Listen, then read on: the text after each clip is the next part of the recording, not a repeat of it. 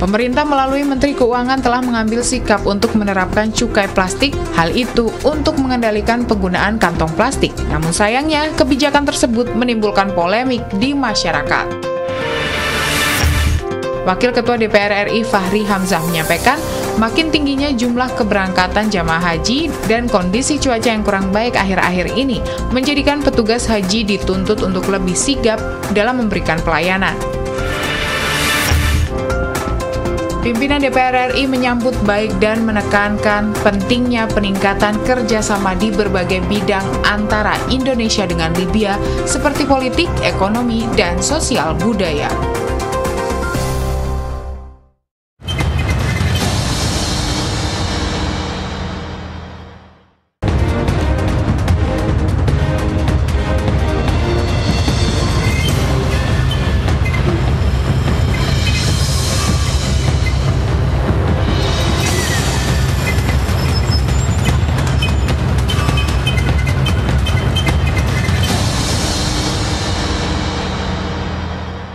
Pagi pemirsa, apa kabar? Anda kembali menyaksikan Suara Parlemen Pagi, edisi Senin 15 Juli 2019 bersama saya Ayu Rahmawati dan juga rekan saya Medi Nugroho. Dan seperti biasa hari ini kita akan menyajikan berbagai macam informasi mengenai aktivitas dan juga dinamika dari anggota Parlemen DPR RI pastinya. Dan kita mengetahui ini kalau misalkan kemarin mungkin sangat ramai-ramai di media sosial bahwa ada kabar yang sangat menyejukkan, yaitu pertemuan Bapak Joko Widodo dan juga Bapak Prabowo Subianto di MRT. Ini sangat luar biasa sekali ya media beritanya.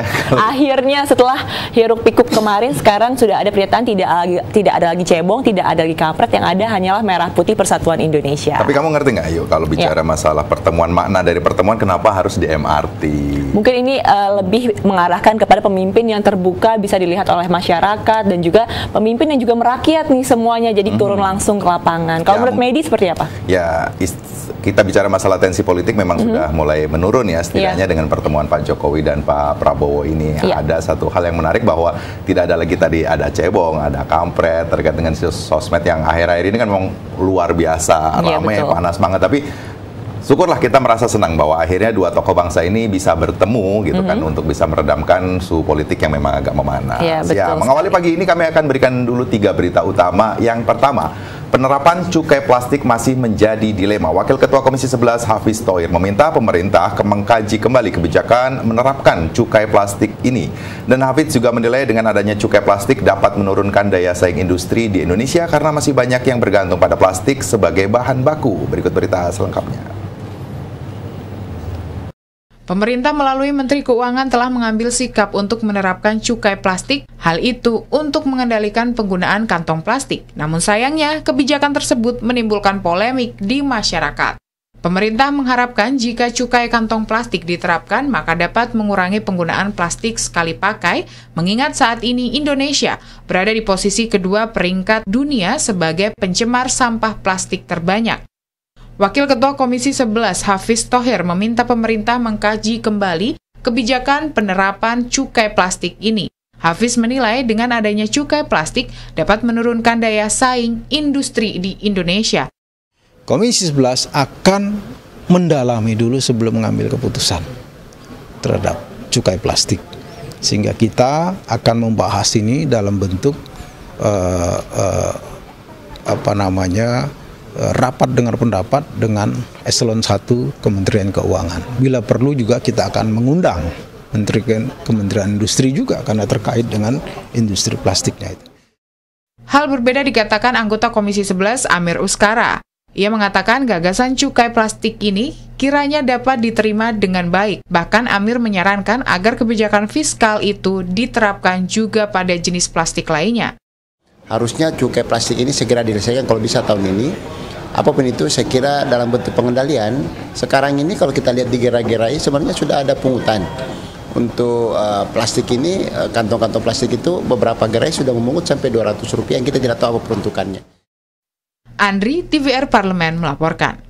Sementara anggota Komisi 11 Amir Uskara mengatakan bahwa gagasan cukai plastik ini kiranya dapat diterima dengan baik. Bahkan Amir menyampaikan agar kebijakan fiskal itu diterapkan juga pada jenis plastik lainnya. Cukai plastik merupakan satu dari banyaknya upaya yang telah dilakukan untuk mengurangi penggunaan plastik sekali pakai, khususnya kantong plastik di Indonesia. Ya, kalau kita membicarakan bahwa sebenarnya banyak sekali ya usaha dari pemerintah untuk mengurangi sampah-sampah plastik yang ada di Indonesia, terutama ini banyak sekali restoran yang sudah menerapkan no straw. Jadi tidak ada lagi sedotan-sedotan plastik yang dipakai, dan juga ada beberapa himbauan bahwa minuman-minuman kemasan yang menggunakan plastik ini juga harus diganti dengan pos-pos untuk mengisi air kemasan itu sendiri. Jadi kita bisa membawa tumbler kemana-mana, nanti tinggal isi saja di situ. Dan ini menurut saya jika memang berjalan dengan efektif, ini akan sangat signifikan untuk mengurangi sampah plastik yang ada di Indonesia pastinya. Tapi repot nggak sih kalau kita bicara masalah ada cukai plastik, akhirnya misalnya kita lagi belanja ke minimarket, Bapak mau beli plastiknya Rp200 misalnya gitu kan, dan kita sebagai laki-laki misalnya hanya membeli sesuatu yang seolah-olah kita nggak bawa kantong sendiri. Nah itu dia, mungkin karena sedikit merepotkan dan juga ada harga tambahan, itu membuat kita jadi malas begitu ya untuk beli. Jadi ya udahlah, ditenteng aja seperti itu. Ya walaupun sebenarnya ini tujuannya dari pemerintah baik juga ya, untuk bisa menerapkan untuk kita mengurangi konsumsi untuk penggunaan plastik, tapi di sisi lain juga walaupun kita sebagai masyarakat repot juga. Betul sekali. Ya, di berita kedua terkait dengan DPR RI dorong pelayanan ibadah haji untuk ditingkatkan. Wakil Ketua Komisi 8 Wakil Ketua DPR RI Bapak Fahri Hamzah menyampaikan makin tingginya jumlah keberangkatan jemaah haji dan kondisi cuaca yang kurang baik akhir-akhir ini menjadikan petugas haji dituntut untuk lebih sigap dalam memberikan pelayanan. Berikut berita selengkapnya. Ditemui usai menyampaikan sambutan dalam acara pelepasan petugas haji di Asrama Haji Pondok Gede, Jakarta Timur, Wakil Ketua DPR RI Fahri Hamzah menyampaikan makin tingginya jumlah keberangkatan jamaah haji dan kondisi cuaca yang kurang baik akhir-akhir ini menjadikan petugas haji dituntut untuk lebih sigap dalam memberikan pelayanan. Fahri berharap petugas haji yang berasal dari beberapa instansi dan aparat pemerintah dapat meningkatkan pelayanan kepada jamaah haji tiap tahunnya. Teman-teman kita di TNI dan Polri biasanya lebih terlatih dia di dalam menangani lapangan ya, dan alhamdulillah juga dari tahun ke tahun berdasarkan rekomendasi dari komisi dan juga tim WAS ya, jumlah petugas kita yang berlatar belakang TNI dan Polri juga kita tingkatkan. Fahri menilai pelayanan jamaah haji tiap tahun terus meningkat, salah satunya dapat dilihat dari adanya tambahan kuota bagi jamaah haji asal Indonesia. Pasca disahkannya Undang-Undang Penyelenggaraan Ibadah Haji dan Umroh, maka petugas haji dapat lebih fokus dalam memberikan pelayanan yang optimal kepada jamaah haji. Proses pengelolaan dan proses belanjanya itu kita bikin terpisah, supaya para petugas haji kita, PPIH kita khususnya, itu tidak perlu terlalu direpotkan oleh soal-soal yang sifatnya itu nanti pertanggungjawaban keuangan dan sebagainya. Ya, itu sudah ada lembaga yang mengelola. Helmi dan Teguh, TVR Parlemen melaporkan. Fahri Hamzah berharap bahwa petugas haji yang berasal dari beberapa instansi dan aparat pemerintah dapat meningkatkan pelayanan kepada jamaah haji setiap tahunnya. Peran petugas haji yang berlatar belakang TNI dan Polri diyakini dapat meningkatkan pelayanan karena di samping terlatih juga mempunyai kemampuan baik di lapangan. Fahri juga menilai bahwa pelayanan jamaah haji setiap tahun terus meningkat. Salah satunya dapat dilihat dari adanya tambahan kuota bagi jemaah asal Indonesia. Pasca disahkan Undang-Undang Penyelenggaraan Ibadah Haji dan Umroh, maka petugas haji dapat lebih fokus dalam memberikan pelayanan yang optimal kepada jemaah. Karena hal di luar pelayanan seperti pertanggungjawaban keuangan dikelola oleh Badan Pengelola Keuangan Haji. Ya, kalau kita membicarakan tentang haji ini, memang Indonesia sebagai salah satu negara dengan penduduk muslim terbesar di Indonesia memang sangat tinggi sekali nih antusiasnya untuk masyarakat melaksanakan ibadah haji. Dan mungkin juga beberapa waktu lalu sempat ada informasi bahwa ada salah satu orang Indonesia yang meninggal ketika melakukan perjalanan haji itu sendiri. Banyak sekali memang dinamikanya ya, dan salah satunya memang yang perlu diperhatikan adalah tentang bagaimana petugas haji ini memberikan informasi yang baik dan juga supaya nanti efektif begitu ya perjalanan haji yang mungkin sudah ditunggu-tunggu selama belasan tahun ini oleh masyarakat Indonesia. Ya, mungkin kalau kita bicara masalah pelayanan luar biasa sekarang sudah ditingkatkan. Betul. Bahkan TNI dan Polri juga sudah dilibatkan dalam proses pelayanan. Kalau Pak Fahri tadi mengatakan kan lebih terlatih, lebih enak. Ya, betul sekali. Tapi ada yang ngebayang nggak bahwa kapan ya kita bisa berangkat haji di sana? Semoga secepatnya. Amin, ya. Dan juga nanti kuotanya ditambah jadi makin cepat lagi menunggunya. Jadi kalau daftar sekarang mungkin 10 tahun ya kita. 10 tahun lagi bisa jadi lama. Tetap lama ya tapi ternyata. Di berita ketiga terkait dengan hubungan bilateral Indonesia-Libya perlu ditingkatkan. Anggota Komisi 1 DPR RI Evita Nursanti mengatakan bahwa saat ini penggunaan internet maupun media sosial sangat pesat sehingga perlu jaminan perlindungan terhadap data para pengguna. Di Indonesia sudah ada sejumlah regulasi yang mengatur perlindungan data pribadi, namun masih menimbulkan kebingungan bagi seluruh kalangan masyarakat sehingga perlu menyatukan dalam satu undang-undang. Berikut berita selengkapnya. Pimpinan DPR RI menyambut baik dan menekankan pentingnya peningkatan kerjasama di berbagai bidang antara Indonesia dengan Libya seperti politik, ekonomi, dan sosial budaya. Usai menerima kedatangan pimpinan tinggi Parlemen Libya Mr. Khalid Al-Mishiri didampingi sejumlah anggota Parlemen Libya baru-baru ini, Ketua DPR RI Bambang Susatyo menyatakan DPR RI siap memfasilitasi peningkatan hubungan bilateral kedua negara agar terus membaik, terutama hubungan perdagangan yang terus meningkat dengan nilai perdagangan 180 juta dolar Amerika Serikat pada tahun 2018 menjadi 187 juta dolar Amerika Serikat. Dalam kunjungan ini, delegasi Parlemen Libya juga menggalang dukungan dari Parlemen Indonesia untuk terbentuknya pemerintahan yang demokratis di Libya. Dukungan dari Indonesia terutama dalam hal pengakuan daripada pemerintahannya yang terus diganggu oleh pemberontak. Tadi disampaikan begitu ya, dan kita berharap bahwa segala macam gangguan yang terjadi di Libya segera berakhir. Wakil Ketua DPR RI Fahri Hamzah menyampaikan dukungan agar proses perdamaian di Libya cepat terwujud dan pemerintah yang baru terpilih melalui proses demokrasi segera terbentuk sehingga pembangunan di Libya berjalan lancar. Indonesia kan sekarang anggota Dewan Keamanan ya, harusnya meskipun anggota tidak tetap tapi paling tidak ya supaya mereka dibantu untuk menjadi negara yang stabil begitu. Itu aja sih, negaranya kalau stabil. Afidando di TVR Parlemen melaporkan. Teknologi dan dunia maya saat ini seperti tidak memiliki batas negara, namun kondisi tersebut jangan membuat masyarakat Indonesia mudah terjerumus karena tidak adanya proteksi terhadap data pribadinya. Untuk itulah negara perlu hadir melindungi melalui suatu undang-undang. Ya, yang perlu di-highlight tadi dari berita yang telah dibacakan oleh media adalah data pribadi dan juga semua sosmed yang ada sekarang sudah seperti tidak mengenal negara, dan itu adalah salah satu hal yang pastinya ini akan membawa dampak baik dalam pertemuan Indonesia-Libya yang tadi Anda telah saksikan sendiri liputannya. Kita berharap kita bisa belajar satu sama lain negara ini untuk kita bisa melihat rancangan undang-undangnya seperti apa, dan salah satunya mungkin undang-undang tentang teknologi informasi sehingga data-data pribadinya ini tetap dapat aman dan juga tidak terjadi kebocoran lagi. Ya.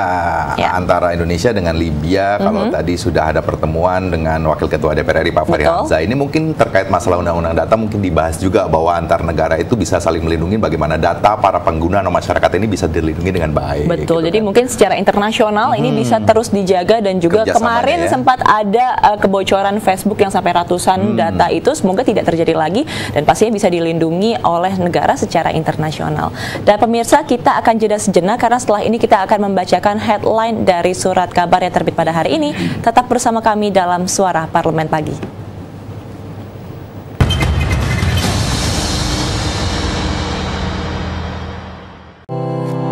Tugas dan fungsi DPR RI sangat penting bagi negeri ini sebagai pengemban amanat rakyat. Namun tidak banyak yang tahu apa saja fungsi dan tugas dari DPR. DPR mempunyai 3 fungsi pokok, yaitu legislasi, anggaran, dan pengawasan. Ketiga fungsi tersebut harus dilaksanakan dalam kerangka fungsi representasi yang mengedepankan kepentingan rakyat berdasarkan aspirasi masyarakat dan untuk kesejahteraan rakyat. Dari fungsi legislasi, DPR RI mempunyai tugas dan wewenang untuk menyusun dan menetapkan program legislasi nasional bersama dengan pemerintah, menyusun dan membahas rancangan undang-undang, menerima rancangan undang-undang dari DPD, membahas rancangan undang-undang yang diusulkan oleh Presiden ataupun DPD, menetapkan undang-undang bersama dengan Presiden, menyetujui atau tidak menyetujui peraturan pemerintah pengganti undang-undang yang diajukan Presiden untuk ditetapkan menjadi undang-undang. Sementara, fungsi anggaran membahas dan memberikan persetujuan atau tidak memberikan persetujuan terhadap rancangan undang-undang tentang APBN yang diajukan Presiden, memperhatikan pertimbangan DPD atas rancangan undang-undang tentang APBN dan rancangan undang-undang terkait pajak, pendidikan, dan agama, menindaklanjuti hasil pemeriksaan atas pengelolaan dan tanggung jawab keuangan negara yang disampaikan oleh BPK, memberikan persetujuan terhadap pemindahantanganan aset negara maupun terhadap perjanjian yang berdampak luas bagi kehidupan rakyat yang terkait dengan beban keuangan negara. Dan fungsi pengawasan, melakukan pengawasan terhadap pelaksanaan undang-undang, APBN, dan kebijakan pemerintah, membahas dan menindaklanjuti hasil pengawasan yang disampaikan oleh DPD terkait pelaksanaan undang-undang mengenai otonomi daerah, pembentukan, pemekaran, dan penggabungan daerah, pengelolaan sumber daya alam dan sumber daya ekonomi lainnya, pelaksanaan APBN, pajak, pendidikan, dan agama. Terima kasih. Video ini dipersembahkan oleh TV dan Radio Parlemen, Biro Pemerintahan Parlemen, Sekretariat Jenderal, dan Badan Keahlian DPR RI.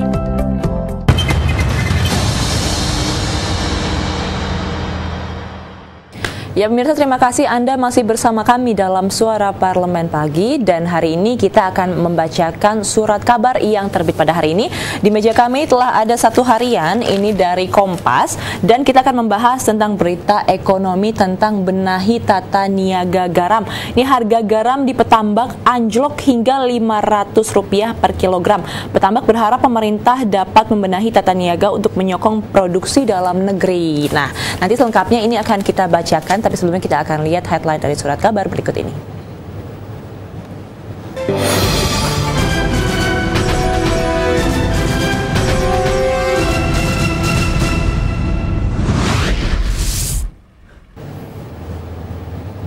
Di harian Kompas mengangkat masalah benahi tata niaga garam. Harga garam yang memang di Petambak anjlok pada Rp500 per kilogram, dan Petambak berharap bahwa pemerintah membenahi tata niaga untuk menyokong produksi dalam negeri. Serapan stok garam rakyat hingga pertengahan Juli 2019 masih tersendat. Petambak mendorong penambahan gudang dan penambahan tata niaga untuk menjamin kelangsungan usaha garam rakyat di masa depan. Himpunan Masyarakat Petani Garam atau HMPG Jawa Timur Muhammad Hasan akhir pekan lalu menyatakan bahwa penyerapan garam pada masa panen pada tahun ini masih minim, oleh karena itu harganya terjun hingga Rp500 per kilogram. Rendahnya penyerapan dipicu oleh stok yang masih menumpuk di gudang. Adanya indikasi garam industri merembes ke industri kecil dan menengah, dan Hasan juga berharap pemerintah mendata secara akurat jumlah industri kecil dan menengah serta kebutuhan dan asal pasokan garamnya. Petambak juga berharap pemerintah memasukkan garam ke dalam komoditas kebutuhan pokok dan barang penting agar harganya di tingkat produsen dalam negeri terlindungi dan terhindar dari permainan sebelumnya. Dan sebelumnya Direktur Jenderal Pengelolaan Laut Brahmantio Purwadi mengemukakan bahwa pihaknya telah meminta PT Garam untuk membantu penyerapan garam rakyat. Dan secara terpisah juga Direktur Utama PT Garam Budi Sasongko menyatakan bahwa penyerapan garam hingga Juli 2019 baru sekitar 4.000 ton dari target 30.000 ton hingga akhir tahun. Wah, ini perbedaan angka yang sangat signifikan. Dari 30.000 ton ini baru penyerapannya sekitar 4.000 ton saja. Dan kalau tadi telah dibacakan bahwa salah satu hal yang membuat ini harganya semakin anjlok adalah penumpukan di gudang. Dan kita juga jangan sampai nih kalau misalkan ada penumpukan seperti ini justru menjadi permainan para tengkulak sehingga nantinya garam menjadi langka dan malah akhirnya kita harus impor garam, padahal di Indonesia sendiri garam-garamnya sudah sangat berlimpah sekali ya. Nih garam aja impor. Iya, jangan sampai. Lagi-lagi petani garam harus menanggung bahwa harga garam anjlok hingga Rp500 per kilogram. Oh, kebayang nggak untuk beli garam saja harus di semurah itu, yang resikonya adalah para petani. Masyarakat sih senang aja ya beli garam dengan harga Rp500 misalnya. Betul sekali, tapi yang harus kita perhatikan memang ini bagaimana kelangsungan hidup dan juga kesejahteraan dari para petani di Indonesia. Jangan sampai merugi, jangan sampai gulung tikar karena tadi ada permainan-permainan yang dilakukan oleh orang-orang yang tidak bertanggung jawab ya. Impor tadi yang begitu banyak akhirnya menumpuk di gudang, terus akhirnya bisa merembes ke konsumen juga harus ini. Harganya menjadi tidak stabil, lagi-lagi kita bicara masalah petani tambak atau garam ini menjadi korban lagi. Betul sekali, jangan sampai hal itu terjadi. Dan pemirsa, kita nanti juga masih akan jeda sejenak karena selanjutnya kita akan membacakan kepada Anda tajuk hari ini tentang sembunyi pajak para konglomerat, dan nanti kita juga masih akan membahasnya dengan narasumber yang sudah akan hadir bersama kita pada pagi hari ini. Maka dari itu tetaplah bersama kami dalam Suara Parlemen Pagi.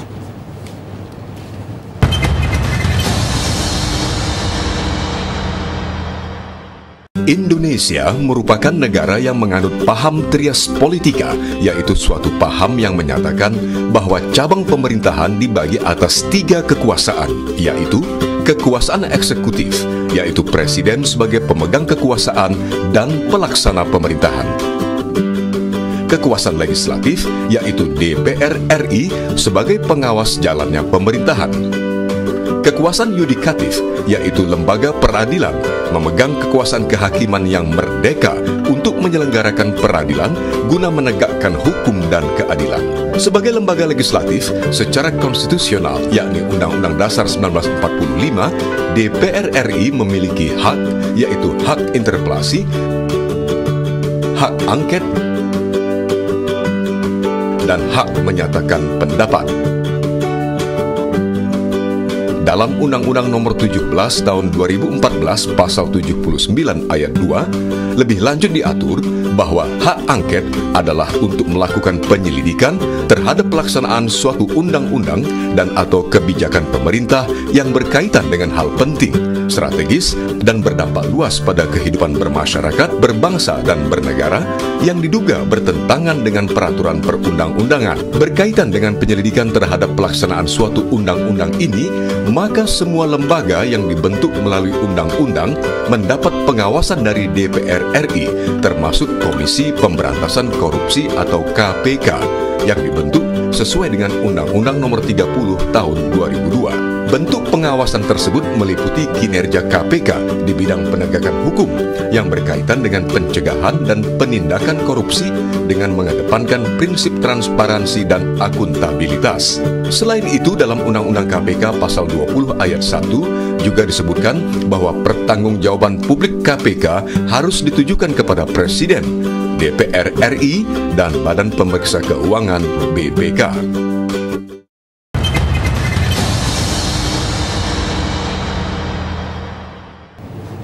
Ya, terima kasih pemirsa, Anda masih bersama kami dalam Suara Parlemen Pagi, dan pada tajuk hari ini kita akan membahas tentang sembunyi pajak para konglomerat. Dan mungkin juga pemirsa mengetahui ini bahwa sebenarnya ada teks amnesti yang katanya ini mengampuni beberapa pajak yang dimiliki oleh para pemerintah atau konglomerat, dan ini pertukaran dan pemanfaatan data pemilik manfaat atau beneficial owner-nya mulai dilakukan lintas kementerian ya, media.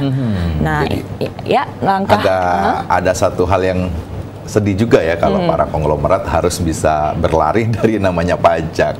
Betul. Kamu kebayang nggak dengan gaya hidup, dengan kekayaan yang melimpah, tapi mereka harus berlari-lari sembunyi atas pajak yang harus mereka bayarkan. Takutnya ini adalah kebijakan yang tidak pro rakyat ya. Pasti. Karena rakyat kecil dikenakan pajak, tapi bagaimana nih dengan konglomerat yang memiliki pastinya aset yang luar biasa, tetap harus juga membayar pajak dan sesuai aturan pasti. Kebayang nggak mereka dengan gaya hidup hedonis lah, mereka dengan kondisi sudah ada teks amnesti atau pengampunan pajak atas usaha mereka, tapi di sisi lain kenapa mereka masih bersembunyi-sembunyi? Nah, apakah pemerintah ini tutup mata dengan kondisi banyaknya para konglomerat yang mereka mencari celah untuk bersembunyi atas pajak yang diberikan kepada mereka? Nah, ini menarik sekali pemirsa, nanti kita akan bahas ini secara lengkap bersama narasumber yang telah kita hadirkan hari ini di studio. Tapi sebelumnya simaklah terlebih dahulu video dari tajuk hari ini.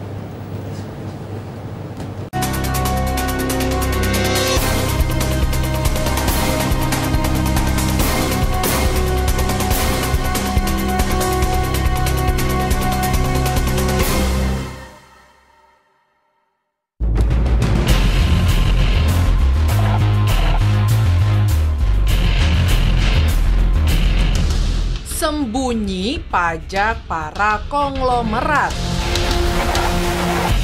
Peraturan Presiden Republik Indonesia Nomor 13 Tahun 2018 tentang penerapan prinsip mengenali pemilik manfaat dari korporasi dalam rangka pencegahan dan pemberantasan tindak pidana pencucian uang dan tindak pidana pendanaan terorisme dalam bentuk sistem pelaporan kepemilikan manfaat atau beneficial ownership korporasi ternyata belum efektif.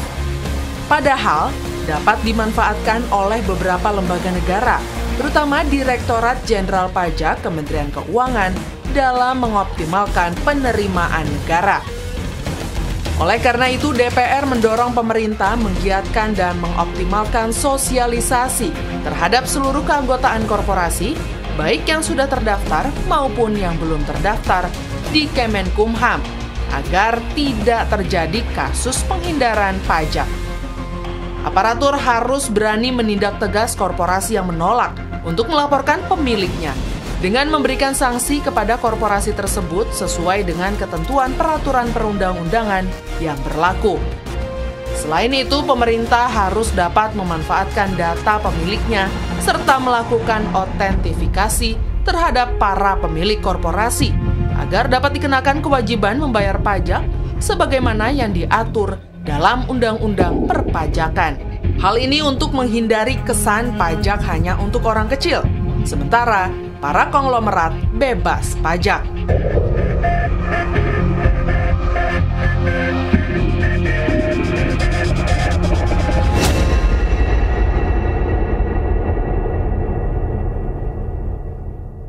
Terima kasih pemirsa, Anda masih bersama kami dalam Suara Parlemen Pagi, dan pada saat ini telah hadir bersama kita Bapak Joni Edward selaku pengamat ekonomi. Selamat pagi Bapak. Selamat pagi. Terima kasih telah menyempatkan diri untuk wawancara hari ini, dan kita akan membahas tentang tadi bagaimana ini para konglomerat menyembunyikan pajaknya, Pak. Yang pertama-tama kita ingin mengetahui dulu pendapat Bapak sebagai pengamat ekonomi. Menurut Bapak sendiri, bagaimana tingkat kepatuhan wajib pajak yang ada di Indonesia?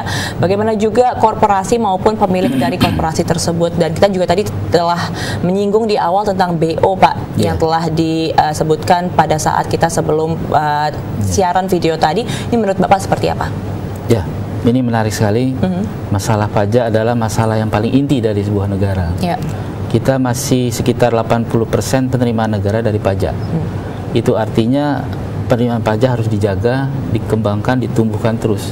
Jangan sampai stagnasi. Nah, oleh sebabnya pada 2018 Presiden Jokowi menerbitkan Permen nomor 13 2018 yang intinya tentang pertama, korporasi jangan sampai terlibat dalam tindak pidana pencucian uang, TPPU. Korporasi juga dicegah untuk tidak terlibat dalam transaksi narkoba. Korporasi juga diupayakan supaya meningkatkan penerimaan pajak. Jadi untuk pajak, kepentingan pajak. Kenapa pajak itu nafasnya, darahnya perekonomian kita. Nah, itu sebabnya beneficiary ownership ini penting supaya tiga hal tadi dihindari. Nah, sekarang untuk yang pertama mungkin TPPU dan narkoba agak jarang ya, karena memang walaupun ditemukan tapi sedikit sekali. Sementara untuk pajak terkait kepatuhannya tadi sudah 92% patuhnya. Ini terlihat dari penerimaan negara dari pajak di 2018 sekitar 1.315 triliun. Itu 92% dari targetnya. Targetnya adalah 1.424 triliun. Jadi masih ada shortfall. Shortfall itu selisih antara target penerimaan pajak dengan realisasinya. Nah, ini masih ada 8% yang belum membayar pajaknya secara patuh. Nah, yang 8% itu nilainya berapa besar juga loh, sekitar 108 triliun. Itu bukan angka yang kecil. Nah, itu siapa saja makhluknya? Pertama, perusahaan yang terkena krisis ekonomi sehingga penerimaannya turun. Kedua, perusahaan-perusahaan yang melambat ekonominya. Dan ketiga, ada pengusaha-pengusaha nakal yang tidak membayar pajak apa adanya. Nah, ini yang perlu ditertibkan sebenarnya. Pak Joni, kalau kita lihat masalah pajak, kita sebagai warga negara biasa katakanlah di luar dari para konglomerat ini kan sudah semestinya, bahkan kita saya katakan wajib pajak, selalu membayar pajak pada waktunya. Nah, di sisi lain sudah banyak peraturan atau kebijakan pemerintah yang sudah dikeluarkan. Kemarin ada tax amnesty, ada permen juga. Nah, seolah ini hanya menjadi memberikan pajak pada masyarakat, tapi di sisi lain kita melihat banyak sekali konglomerat yang tidak membayar pajak. Pemerintah atau negara tahu nggak persoalan seperti ini sebenarnya? Ya, mestinya tahu, karena semua perangkat perundang-undangan sudah sangat lengkap. Peraturan menteri, peraturan presiden, segala sudah sangat lengkap di bidang perpajakan. Tinggal operasional di lapangan.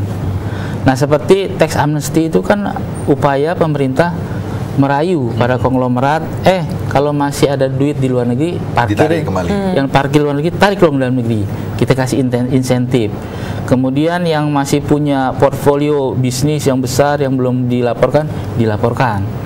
Itu tujuannya supaya di tahun berikutnya menjadi WP yang patuh dan automatically akan menambah penerimaan negara. Artinya ini kan kegagalan kita bicara masalah tax amnesty, tapi bicara masalah konglomerat yang selalu bisa mencari jalan atau celah, misalnya ya mungkin bisa dikatakan bahwa para konglomerat ini juga mendekat kepada para penguasa atau pemilih kebijakan ini menjadi satu celah. Nah, seolah-olah ini menjadi sulit diberantas persoalan seperti ini. Kalau di bidang gagal, kegagalannya mungkin tipis ya, tapi tingkat keberhasilan lebih tinggi. Cuma memang belum sesuai harapan. Ada banyak cara konglomerat menyiasati agar pajaknya tidak bayar seperti apa adanya. Mesti seperti contoh kita dapat informasi dari Global Witness, organisasi internasional menjelaskan bahwa perusahaan Adaro itu pemiliknya Pak Garibeldi Thohir atau Boy Thohir, itu katanya menghindar pajak sekitar 1,75 triliun. Modusnya gimana? Memindahkan laba di Jakarta pindahin di Singapura, dari Singapura pindahin ke Mauritius. Dari Jakarta Indonesia menerapkan pajak itu sekitar 25% setiap korporasi ya. Pajak udah final itu ya, udah keseluruhan progresif ya. Kemudian Singapura cuma basis cuma 10%, ada spread kan? Ke Mauritius 0%. Nah, modusnya gimana? Saya menduga ini logika akunting saja ya. Menduga modusnya Adaro menjual produk batubaranya ke anak perusahaan di Singapura. Kabarnya sekitar 80% dijual ke sana, 70% lah di-share ke sana, sehingga basis pengenaan pajaknya turun dari 25 ke 10. Kemudian dari sini dijual lagi entah anak perusahaan atau kolega. Jadi hanya berputar saja sebenarnya. Ke Mauritius yang di sana kebijakan pajaknya 0%. Kenapa mereka mau menerapkan kebijakan pajak 0%? Supaya ada investasi masuk. Investasi masuk juga adalah bagian dari pertumbuhan ekonomi, penopang pertumbuhan ekonomi. Jadi ini persaingan kebijakan pajak. Kita ternyata masih tinggi. Nah, disebut ini apakah sebuah kesalahan? Menurut saya sepanjang dijalankan secara business as usual, ini nggak ada kesalahan. Tapi ini masalah moral. Strategi bisa dianggap. Masalah moral. Nah, pemerintah harus atur ini semua, terutama tingkat persaingan fiskal kita. Kita ternyata di compare ke internasional masih terlalu mahal, sehingga ada celah di sana. Nah, saya lihat Adaro pandai memainkan celah saja menurut saya. Oke, baik Pak. Kalau misalnya kita membicarakan tadi Bapak telah mengungkapkan bahwa ada hingga triliunan mungkin yang telah pajak yang tidak dibayarkan kepada negara. Sebenarnya Pak, mungkin para pengusaha nakal ini mempunyai berbagai macam cara untuk mereka tidak membayar pajak, tidak patuh pajak. Biasanya Pak, yang mereka lakukan itu seperti apa caranya? Modusnya itu seperti apa, dan juga sebenarnya ketika ini ketahuan harusnya sanksi seperti apa yang diterapkan? Saya rasa sanksinya cukup keras ya. Tapi modus-modus itu yang seperti saya ceritakan tadi namanya transfer of pricing. Ada angka yang ditransfer, ada persentase yang bisa dinikmati. Kedua, biasanya negosiasi. Pajak itu memang dasarnya memang negosiasi. Tapi negosiasi yang kebablasan kan nggak bagus. Misalnya konglomerat tahun 2018 misalnya harus membayar pajak sekitar 1 triliun. Dengan negosiasi bisa 250 miliar. Tapi semua ada argumentasinya. Nah, itu keterlaluan, terlalu besar. Bukan negosiasi asal ya masih batas-batas normal lah gitu. Kemudian cara ketiga selain transfer of pricing, negosiasi juga adalah nakal. Cheating, melakukan kenakalan pajak. antara lain misalnya laba resminya 1 triliun, pajaknya harus bayar 1 triliun. Berarti revenue-nya lebih gede lagi. Nah, revenue yang besar ini supaya tidak kena 1 triliun, di level biaya-biaya diakalin. Biayanya misalnya biaya investasi anak-anak, dibentuk anak perusahaan banyak-banyak dan rugi semua, sehingga mengurangi pokok pembayaran pajaknya itu. Laba bersihnya berkurang otomatis. Yang harus 1 triliun nyata tinggal 250 miliar. Nah, ini bergeser dari basis 1 triliun kali 25% menjadi 250 miliar kali 25%. Ini trik-trik aja. Nah, itu sebabnya orang pajak tahu semua. Dan karena yang di lobby, yang diajak adalah orang pajak, terutama konsultan pajak. Kalau Anda detail perhatikan, mayoritas konsultan pajak itu adalah mantan pegawai pajak. Jadi di samping dia mampu punya secara teknis kemampuan, networkingnya kuat. Tapi apa yang harus dilakukan pemerintah? Bicara masalah investasi, pemerintah mengharapkan investasi datang ke Indonesia dengan harapan ekonomi bisa tumbuh, berbagai usaha, jenis usaha ada di Indonesia. Tapi di sisi lain pemerintah juga mengincar dari sisi pajak usaha itu sendiri. Tapi lagi-lagi misalnya para pengusaha bicara bisnis to bisnis, mereka akan mencari cara celah. Bahkan tadi Bapak bicara juga masalah konsultan pajak rata-rata orang pajak. Artinya ada deal-deal tersendiri yang kadangkala merugikan negara. Nah, apa solusi yang paling baik bicara masalah konglomerat yang nakal ini untuk bisa diatasi dengan baik? Ya, pertama pemerintah pasti sudah lakukan dan harus digenjot lebih keras lagi, yaitu meningkatkan ketaatan kepatuhan pajak. Ini penting. Oleh karena itu perlu dibuat jejaring pemeriksaan yang lebih ketat, sehingga peluang perusahaan atau korporasi melakukan cheating, melakukan transfer of pricing, melakukan negosiasi yang keterlaluan bisa diperkecil. Kedua, harus diakui Indonesia terlalu besar. Pegawai Kementerian Keuangan hari ini ada sekitar 62.000. 32.000 adalah pegawai pajak. Sementara penduduk kita 258 juta. 258. Terlalu kecil, terlalu sedikit. Bisa ditambah supaya tingkat ekstensifikasi pajak lebih besar. Potensi-potensi ekonomi yang masih di bawah permukaan tuh banyak yang belum dikenai pajak. Nah, kemarin ada cukup jenius itu empek-empek mau dipajakin. Dan nasi bungkus mau dipajakin. Ya, sebatas sewajarnya saya rasa mereka nggak keberatan. Jangan sampai yang gede dikasih diskon pajak, yang kecil dipetras. Ini yang tidak etis. Makanya harus ada upaya yang jenius dari para aparat pajak gitu. Baik. Ya, pemirsa, ini perbincangan yang sangat menarik sekali dengan Pak Joni, dan sebelumnya kita harus jeda sejenak. Nanti kita masih akan teruskan lagi perbincangannya ya Pak. Tetap bersama kami dalam Suara Parlemen.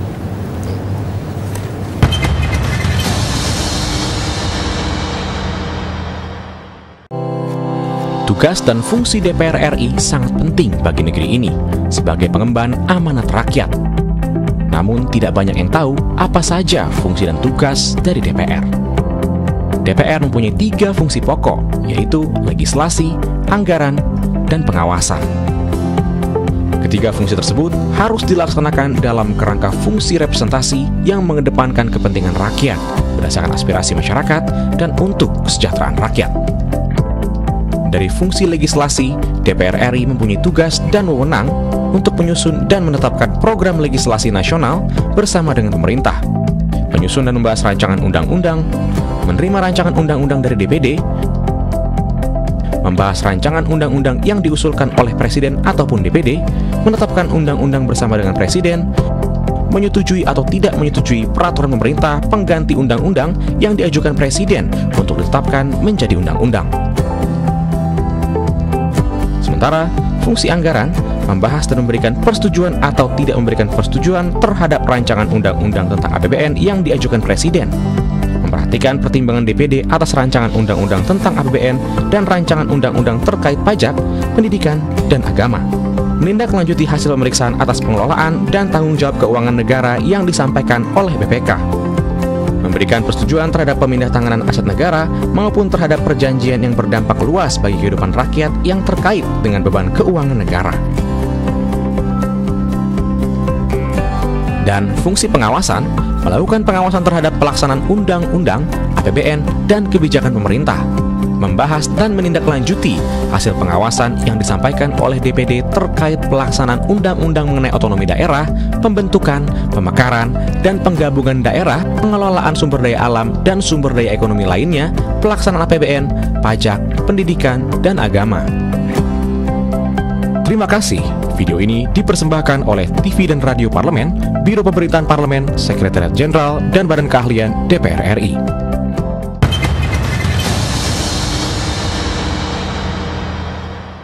Terima kasih pemirsa, Anda masih bersama kami dalam Suara Parlemen Pagi dan masih dengan Pak Joni. Kita membahas tentang pajak dari konglomerat yang disembunyikan. Pak Joni, terkait dengan rencana Menteri Keuangan untuk pemberian insentif pajak yang ini diberikan kepada perusahaan korporasi dalam untuk mendorong investasi padat karya, apakah itu kebijakan yang tepat menurut Bapak sendiri?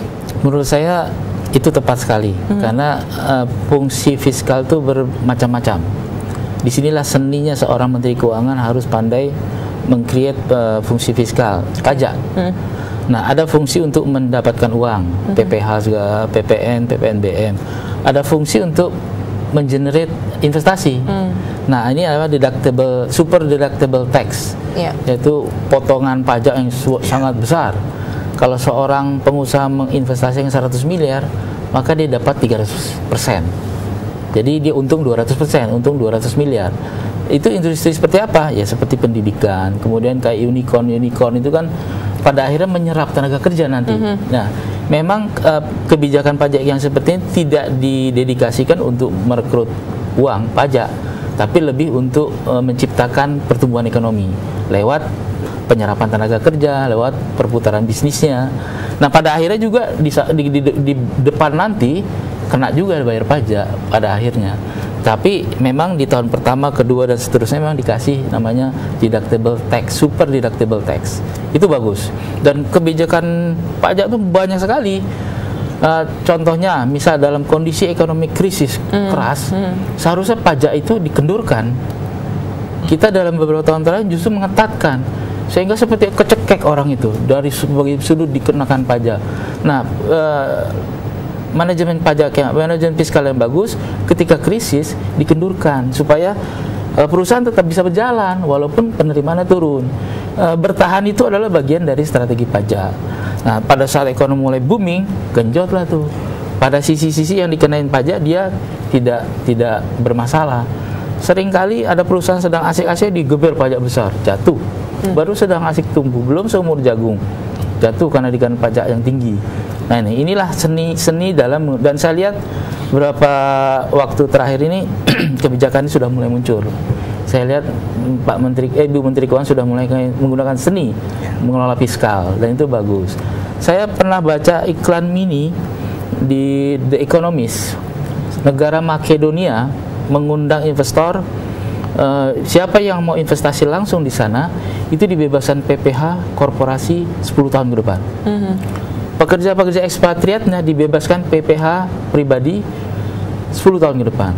Kemudian pekerja-pekerja lokal yang membantu perusahaan itu dibebaskan pajak 5 tahun ke depan. Pada rentang waktu 5 sampai 10 ke depan, Makedonia akan mendapat banyak investasi masuk. Tapi 10 tahun ke sana lagi, informasi masuk plus pajaknya. Jadi ekonominya berputar. Itu seni. Dan kita kalah bersaing jauh dalam penerapan seni kebijakan pajak ini. Tapi kalau kita melihat dengan berbagai strategi, kalau tadi Pak Joni juga mengatakan Bu Sri Mulyani sudah mulai bisa memainkan ritmenya, atau masalah intensi pajak atau hal-hal yang bisa menguntungkan atau bisa meringankan para pengusaha yang ada di Indonesia. Tapi di sisi lain kalau kita kembali ke belakang bahwa pengusaha-pengusaha nakal inilah, ini Bapak seberapa besar yakin bicara masalah secara politis ya, kita bicara masalah Adaro, mungkin semua orang juga tahu siapa di belakang Adaro. Nah, banyak pengusaha yang notabene-nya secara politik ini dekat dengan pemerintah. Lagi-lagi bukan satu, bahkan banyak sekali di lingkungan para penguasa ini justru pengusaha-pengusaha yang justru konglomerat nakal di situ. Nah, seberapa yakin bahwa pemerintah ini bisa mengatasi ini dengan baik? Pasti ada yang nakal, itu tidak bisa dipungkiri. Tapi pemerintah saya melihat mengukur dia. Yang penting untuk setahun ke depan pemerintahnya sudah ke-handle nih. Nah, ada lebih-lebihnya dikit, shortfallnya berapa, itulah yang diulik-ulik tuh. Siapa-siapanya ya mereka yang tahu. Kita tapi artinya tetap praktek seperti itu masih ada? Masih ada. Di negara manapun ada itu. Karena memang itu peluang. Kalau bisa tidak bayar, kenapa harus bayar? Pernyataan-pernyataan itu menyesatkan itu.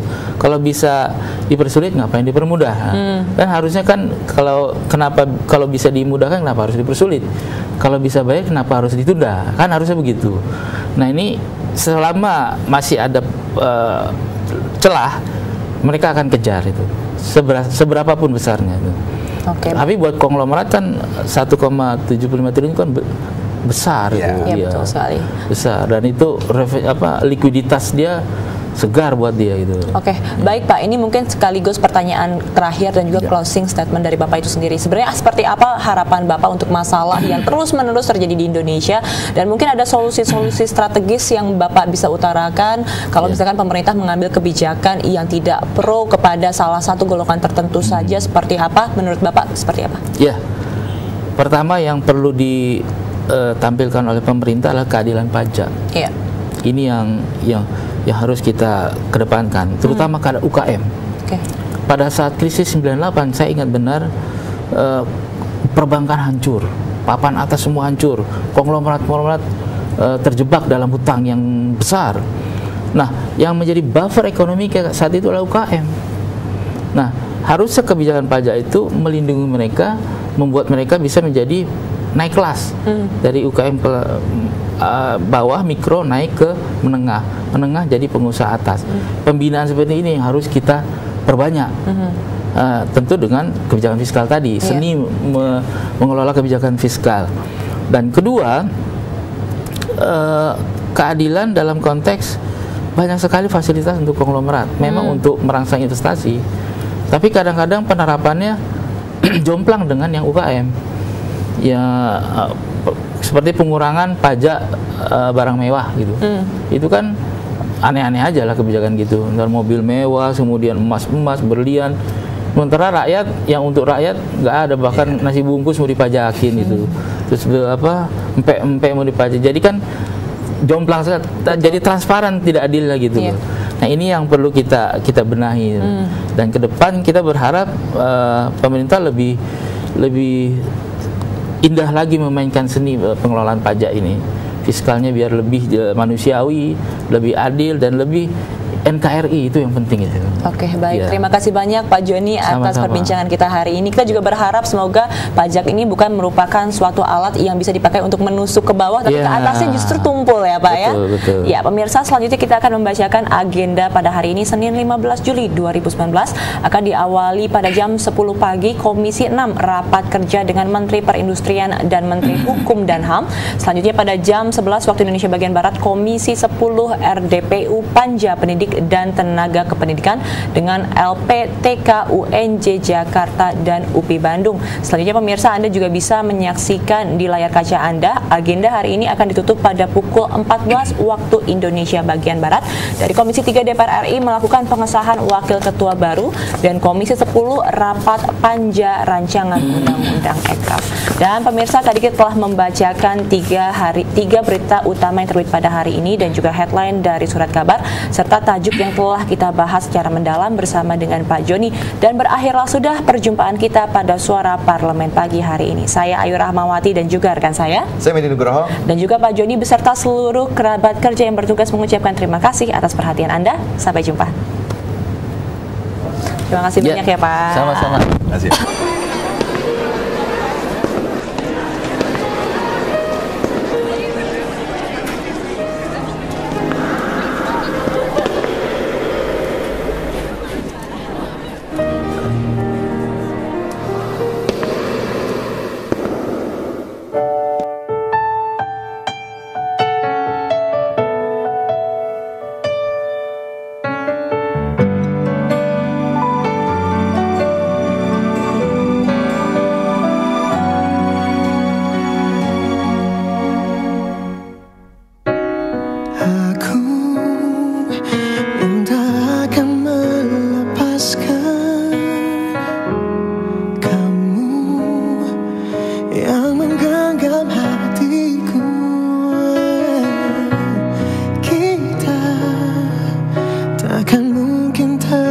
bisa